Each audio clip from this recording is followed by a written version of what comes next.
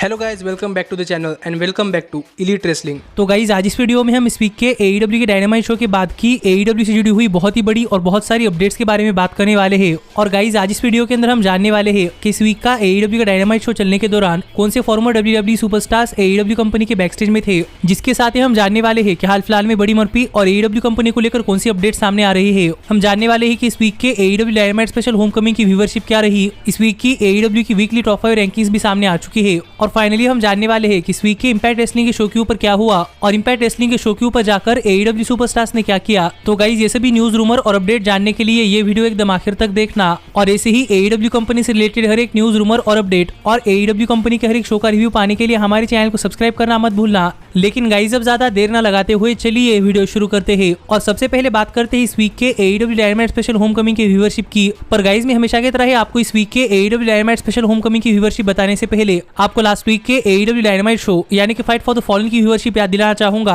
और अगर यहाँ पर हम बात करें लास्ट वीक के dynamite special fight for the fallen की, तो गाइज लास्ट वीक के AEW dynamite special fight for the fallen की व्यूअरशिप थी 1.108 मिलियन व्यूअर्स, जो देखा जाए तो AEW कंपनी के हिसाब से बहुत ही बढ़िया व्यूअरशिप थी। लेकिन जहां तक बात है इस वीक के AEW डायनामाइट स्पेशल होमकमिंग की व्यूअरशिप की, तो गाइज इस वीक के AEW डायनामाइट स्पेशल होमकमिंग की व्यूअरशिप लास्ट वीक के dynamite special fight for the fallen के मुकाबले करीब 1% गिर चुकी है। और इस वीक जो AEW dynamite special fight for the fallen को व्यूअरशिप मिली है वो है 1.102 मिलियन व्यूअर्स, जो देखा जाए तो AEW डायनामाइट स्पेशल होमकमिंग की व्यूअरशिप में काफी बड़ा ड्रॉप तो नहीं है। और हम कह सकते हैं कि AEW ने अपनी व्यूअरशिप मेंटेन की है और ये काफी इंपॉर्टेंट चीज है, क्योंकि मैं नहीं देखना चाहता कि एक वीक AEW की व्यूअरशिप काफी ज्यादा है और अगली ही वीक काफी कम, क्योंकि इससे AEW कंपनी को लॉन्ग टर्म में फायदा नहीं होगा। पर अगर AEW अपनी व्यूअरशिप कंसिस्टेंटली ऊपर बढ़ाती रही तो फिर AEW कंपनी के पास भी उनके रेगुलर व्यूअर्स आ जाएंगे, जिससे कि AEW कंपनी को भी फायदा होगा। और इसके ऊपर आपका क्या कहना है ये आप मुझे कमेंट कर बताइए। लेकिन गाइज अब हम आगे बढ़ते हैं और बात करते हैं हमारी अगली अपडेट की और जानते हैं कि इस हफ्ते की AEW की वीकली टॉप 5 रैंकिंग्स क्या रही। तो गाइज आपको तो पता ही होगा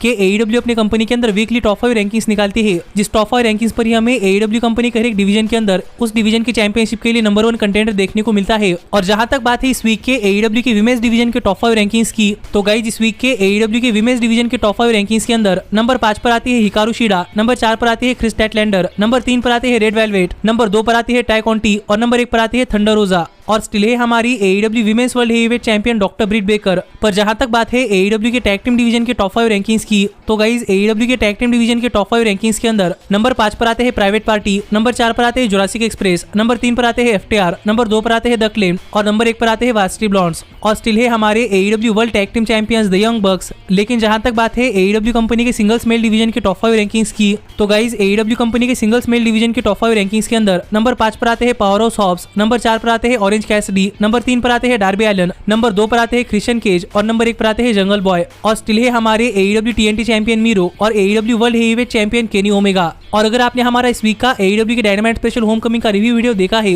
तो आपको पता होगा कि इस वीक टोनी खान ने कहा था कि अब क्रिश्चियन केज AEW के सिंगल्स मेल डिवीजन के टॉप 5 रैंकिंग्स के अंदर नंबर 1 की पोजीशन के ऊपर आए हैं। पर इस टॉप 5 रैंकिंग के अंदर क्रिश्चियन केज नंबर 2 की पोजीशन के ऊपर है, क्योंकि AEW अपनी वीकली टॉप 5 रैंकिंग्स एक हफ्ते डिले रिवील करती है। इसीलिए बेसिकली ये टॉप 5 रैंकिंग्स इस वीक के नहीं बल्कि लास्ट वीक की है। और इस वीक के टॉप 5 रैंकिंग्स हमें नेक्स्ट वीक जानने को मिलने वाले हैं, जो AEW बहुत पहले से ही करती है। लेकिन मुझे लगा कि आपको ये बात क्लियर करनी जरूरी है, इसीलिए मैंने ये बात आपसे क्लियर कर ली है। और आप भी मुझे कमेंट कर बताइए कि इन टॉप 5 रैंकिंग्स के ऊपर आपका क्या कहना है। पर मैं ये देखकर काफी खुश हूँ कि AEW की वीकली टॉप 5 रैंकिंग्स के अंदर ज्यादातर फॉर्मर WWE सुपरस्टार्स नहीं है। पर गाइज अब हम आगे बढ़ते हैं और बात करते हैं हमारी अगली अपडेट की और जानते हैं कि इस वीक के इंपैक्ट रेसलिंग के शो के ऊपर जाकर AEW सुपरस्टार्स ने क्या किया। गाइज मुझे पता है कि मैंने आपसे कहा था कि मैं प्रोबेबली इंपैक्ट रेसलिंग के रिव्यू शो के लिए कुछ अलग वीडियोस बनाऊंगा, पर इस वीक से नहीं बल्कि नेक्स्ट वीक से आने वाली है। और इस संडे को मेरे पास आपको बताने के लिए हमारे चैनल से रिलेटेड एक काफी अच्छी अपडेट भी है, जो अपडेट जरा भी मिस मत करना। लेकिन जहां तक बात है इस वीक की इंपैक्ट रेसलिंग के शो की, तो गाइज इस वीक के इंपैक्ट रेसलिंग के शो के ऊपर हमें AEW और impact wrestling world heavyweight champion Kenny Omega और इंपैक्ट रेसलिंग के वर्ल्ड टैग टीम चैंपियंस यानी कि गुड ब्रदर्स का मैच फ्रैंकी कजीरियन, एडी एडवर्ड्स और सैमी कैलन की टीम के अगेंस्ट देखने को मिलने वाला था।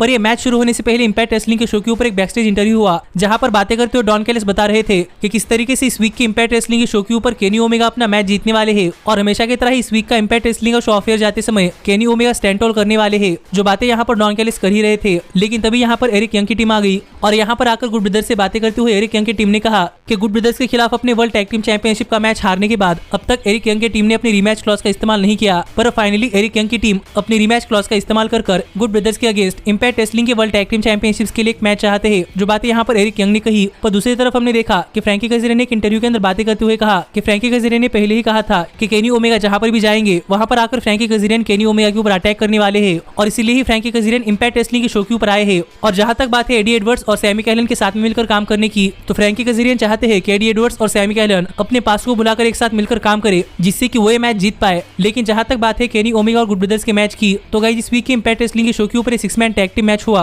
और ये मैच शुरू होने से पहले ही फ्रैंकी कज़िरियन, एडी एडवर्ड्स और सैमी कैलन की टीम ने केनी ओमेगा की टीम के ऊपर अटैक करना शुरू कर दिया। और इसके बाद ये मैच ऑफिशियली स्टार्ट हुआ, जहां पर इस मैच में कई सुपरस्टार्स काफी जल्दी अपने फिनिशर लगाने के लिए गए, पर उनमें से कोई भी सक्सेसफुल नहीं हो पाया। और हमें इस मैच के अंदर फ्रैंकी कज़िरियन की भी बहुत ही बढ़िया परफॉर्मेंस देखने को मिली है। और मैं तो कह ही रहा हूँ कि जब से फ्रैंकी कज़िरियन इंपैक्ट रेसलिंग के शो के ऊपर गए हैं, तब से फ्रैंकी कज़िरियन एक टॉप स्टार दिखाई दे रहे हैं। और इस मैच में भी फ्रैंकी कज़िरियन की परफॉर्मेंस वैसे ही थी, और मैं भी ये देखकर सरप्राइज हो गया कि गाइस एडी एडवर्ड्स और सैमी कैलन ये दोनों ने इस मैच में एक दूसरे के साथ मिलकर काम किया है। लेकिन जहां तक बात है इस मैच की विनर की, तो guys finally Eddie Edwards Karl Anderson के ऊपर अपना फिनिशर लगाने के लिए जा रहे थे, पर केनी ओमेगा रोकने के लिए रिंग के अंदर आने वाले थे। लेकिन सैमी कैलन ने केनी ओमेगा के ऊपर एप्रोन पर अपना फिनिशर लगाया, जिससे कि केनी ओमेगा इस मैच से आउट हो गए। और एडी एडवर्ड्स ने कार्ल एंडरसन के ऊपर अपना फिनिशर लगाकर कार्ल एंडरसन को पिन कर अपनी टीम के लिए ये मैच जीत लिया है। तो अब देखना पड़ेगा कि आगे चलकर सैमी कैलन, एडी एडवर्ड्स और फ्रैंकी कज़िरियन के बीच में क्या क्या होता है। पर गाइस ये मैच खत्म होने के बाद हम देख पा रहे थे कि एप्रोन के ऊपर सैमी कैलन का फिनिशर खाने के बाद केनी ओमेगा अपने हाथ को पकड़कर बैठे थे, जो देखकर मुझे ऐसा लग रहा है कि प्रोबेबली केनी ओमेगा यहाँ पर इंजर्ड हो चुके हैं। लेकिन मैं होप करता हूँ कि ऐसा ना हो, क्योंकि फिलहाल में केनी ओमेगा को बहुत ही बढ़िया मैचेस देने हैं, और वैसे भी एईडब्ल्यू कंपनी का ऑल आउट पे-पर-व्यू काफी नजदीक आ रहा है। इसीलिए मैं नहीं चाहता कि केनी ओमेगा इंजर्ड हो। और इतनी ही चीजें हैं जो कि हम इस वीक के इंपैक्ट रेसलिंग के शो के ऊपर देखने को मिली है, जिस पर आपका क्या कहना है ये आप मुझे कमेंट कर बताइए। लेकिन गाइज अब हम आगे बढ़ते हैं और बात करते हैं हमारी अगली अपडेट की,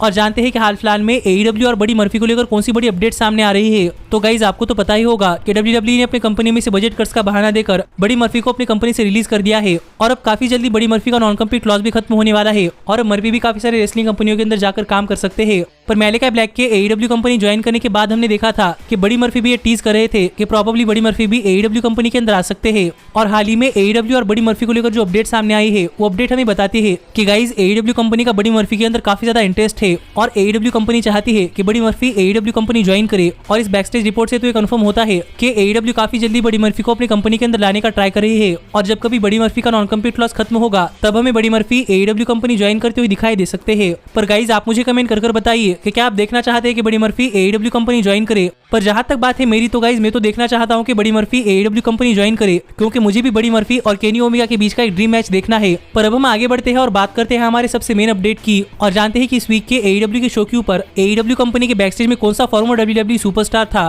तो गाइज आपको तो पता ही होगा कि हाल फिलहाल में डब्ल्यूडब्ल्यू अपनी कंपनी से बजट कट्स का बहाना देकर बड़े बड़े सुपरस्टार्स को अपनी कंपनी में से रिलीज कर रही है, और इस पैंडेमिक के दौरान डब्ल्यूडब्ल्यू ने करीब 50 सुपरस्टार्स को अपनी कंपनी से रिलीज कर दिया है। और इसमें बहुत सारे ex WW superstars free agent बन चुके हैं, जिनमें से किसी ने कोई और कंपनी ज्वाइन कर ली है, तो किसी ने अब तक कोई रेसलिंग कंपनी ज्वाइन नहीं की। और हाल ही में एईडब्ल्यू डायनामाइट स्पेशल होमकमिंग को लेकर जो रिपोर्ट सामने आ रही है, वो रिपोर्ट हमें बताती है कि गाइस प्रोबेबली इस वीक के एईडब्ल्यू डायनामाइट स्पेशल होमकमिंग पर काफी सारे former WW superstars AEW company के बैकस्टेज में थे। और यहाँ पर रिपोर्ट हमें बताती है कि इस वीक काफी सारे former WW superstars AEW company के बैकस्टेज में थे। पर हाल फिलहाल में सिर्फ एक ही नाम कंफर्म हुआ है जो कि एईडब्ल्यू कंपनी के बैकस्टेज में था, और वो कोई और नहीं बल्कि former WW cruiserweight champion Tony Nese है। और ये रिपोर्ट हमें कंफर्म बताती है कि टोनी नीस इस वीक के एईडब्ल्यू डायनामाइट शो के दौरान बैकस्टेज में मौजूद थे। पर टोनी नीस के साथ यहाँ पर काफी सारे और भी सुपरस्टार्स थे जिनके नाम अब तक सामने नहीं आए। लेकिन गाइज आप मुझे कमेंट कर बताइए कि आपको क्या लगता है कि टोनी नीस के साथ एईडब्ल्यू कंपनी के बैकस्टेज में और कौन से सुपरस्टार्स थे, और ये सुपरस्टार्स एईडब्ल्यू कंपनी के बैकस्टेज में क्या कर रहे थे। लेकिन गाइज जहां तक बात है मेरी, तो गाइज मुझे ऐसा लगता है कि जो कोई सुपरस्टार्स एईडब्ल्यू कंपनी के बैकस्टेज में थे, उनका काफी अच्छा चांस बनता है कि वो आगे चलकर एईडब्ल्यू कंपनी ज्वाइन करे।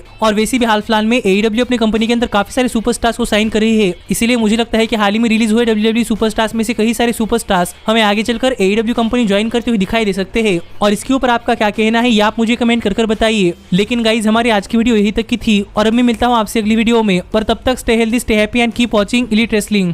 Hey, did you like that video? Click the screen for more. And where do you think you're going? Check out our official merchandise page and to support the entire cast. And thanks so much for being the elite. The elite, the elite. What, Nick, you're not going to sing it all with me this time?